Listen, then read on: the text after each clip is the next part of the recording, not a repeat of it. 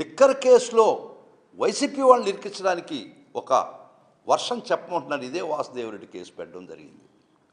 అదే వాసుదేవరెడ్డి చేత మీరు పిటిషన్ పెట్టించుకొని విత్డ్రా చేయించుకొని మీరు ఏం చేస్తున్నారు? ఇప్పుడు వాసుదేవరెడ్డి సొంత కేసు కాదు కదా, ఆయనకి ఏమైనా చెక్ బౌన్సింగ్ కేసా, ఆయన ఆస్తి కేసా, ఆయనకి ఏమైనా దస్తవత్ దావా కేసా ఆయన విత్డ్రా చేసుకోవడానికి? ఇది రాష్ట్రం సంబంధించినటువంటి 371 కోట్ల సంపద అవినీతి పరంగా మీరు దోచేసిన తర్వాత వాసుదేవరెడ్డి చేత నాకే పర్వాలేదు తీసేయమని వాసుదేవరెడ్డి ఏమన్నా వాళ్ళ సొత్తా, వాళ్ళ బాబు సొత్తా ఆయన ఒప్పుకోవడానికి? Though he was a complainant. ఇది వాసుదేవరెడ్డి సొత్తు కాదు, రాష్ట్ర ప్రజల యొక్క సొమ్ము 371 కోట్లు స్కిల్ డెవలప్మెంట్ కేసులో.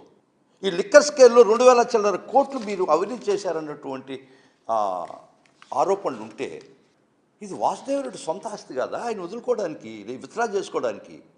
ఇదేమన్నా ఆయన సొంత ప్రాపర్టీ డిస్ప్యూట్ కేసా ఇది?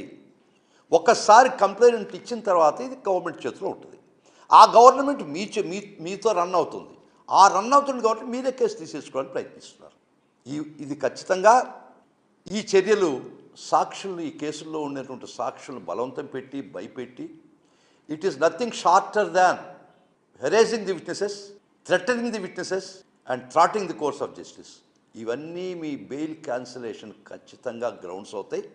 మళ్ళీ మీకు చెప్తుంటాను. లీగల్ పవర్ అంటే వారి యొక్క లీగల్ పరంగా ఉన్నటువంటి వాళ్ళ మేధావులు, వారికి వాళ్ళ తరఫున వాదిస్తున్న మేధావుల యొక్క గొప్పతనం మీద వాళ్ళకి నమ్మకం, కానీ చట్టం మీద నమ్మకం లేదు. చట్టం మీద నమ్మకం ఉంటే ఈరోజు ఇన్ని కేసులు 14-15 కేసులు మీరు విత్డ్రా చేసుకున్నారంటే నిజమే. కేసులు unless proved guilty are innocent, అది న్యాయ సూత్రంలో ప్రాథమిక సూత్రం.